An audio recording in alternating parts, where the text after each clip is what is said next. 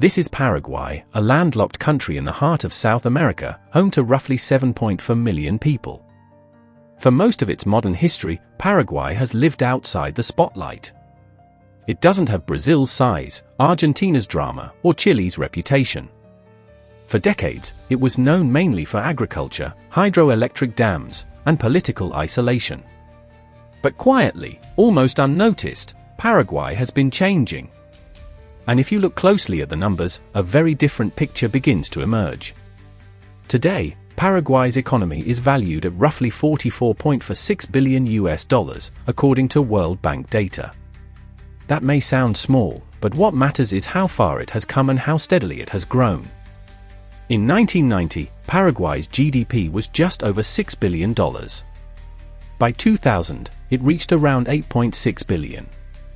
Over the next 2 decades, the economy expanded more than fivefold in nominal terms, not through a boom and bust cycle, but through slow accumulation. For a region known for volatility, that alone makes Paraguay unusual. Growth rates confirm this pattern.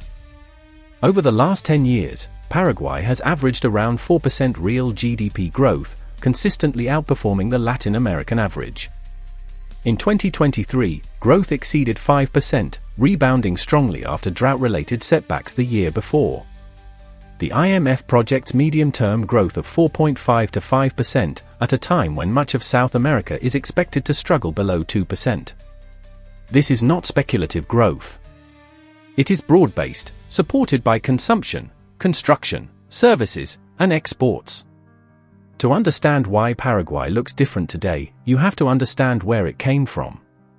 For much of the 20th century, Paraguay was defined by authoritarian rule.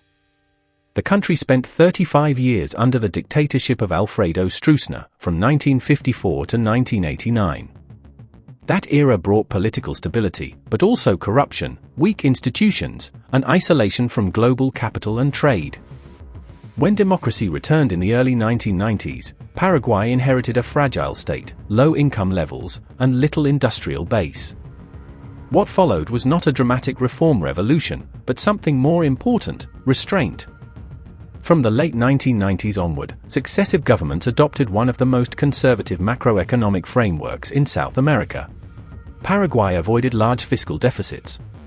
It resisted populist spending cycles. It built buffers instead of chasing headlines. According to IMF data, Paraguay has kept public debt consistently below 40% of GDP, a level most of its neighbors would envy. Even during global crises, Paraguay avoided default, capital controls, or currency collapses. Inflation tells a similar story.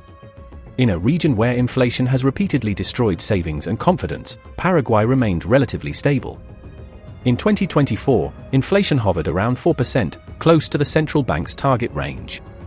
That stability matters. It protects household purchasing power, encourages long-term investment, and allows businesses to plan beyond the next election or crisis. Demographics have helped. Paraguay's population is relatively young, with a median age of about 27 years. Roughly 2/3 of the population is of working age, and fertility rates remain near 2.4 births per woman, higher than most South American countries.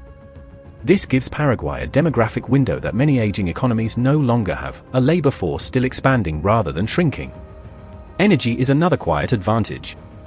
Paraguay generates nearly 100% of its electricity from renewable sources, primarily hydroelectric power. The Itaipú Dam alone is one of the largest hydroelectric plants in the world. Paraguay produces far more electricity than it consumes, exporting surplus power to its neighbors. This keeps domestic energy costs low and insulates the economy from global oil and gas shocks, an increasingly valuable advantage in today's world. Agriculture remains central, but it is no longer primitive. Paraguay is now one of the world's major exporters of soybeans and beef, using modern techniques and global supply chains. According to World Bank and FAO estimates, agriculture directly contributes about 11.3% of Paraguay's GDP, and when agro-industry and food processing are included, the broader agri-food system accounts for roughly 1/4 of the economy. Meanwhile, services and construction have grown steadily. In 2024, Paraguay achieved investment-grade credit status from major rating agencies. This was not cosmetic.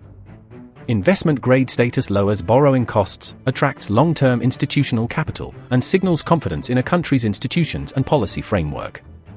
In Latin America, that status is rare, and Paraguay earned it not through scale, but through discipline. Living standards have followed. According to World Bank data, Paraguay's poverty rate fell from nearly 45% in the early 2000s to around 22% in recent years. Per capita income has risen steadily.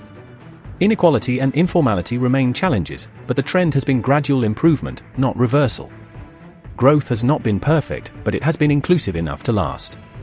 This does not mean Paraguay's future is guaranteed. The economy remains exposed to climate shocks, especially droughts that affect agriculture and hydroelectric output. Productivity outside agriculture remains low. Informality is still widespread. These are real constraints.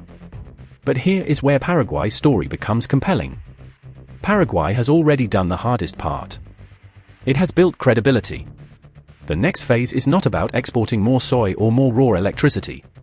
The real opportunity lies in using cheap, clean energy and a young workforce to move up the value chain into food processing, logistics, agro-manufacturing, energy-intensive industry, and regional supply chains that global firms are actively reshaping.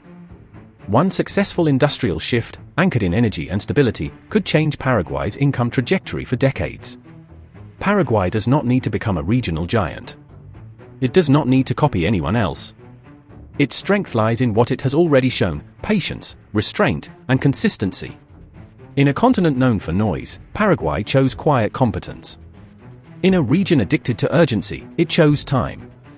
And that is why, if South America produces its next success story, it may not come from the loudest country, but from the one that spent years getting the basics right before anyone was watching. Subscribe to World Economy for more such videos.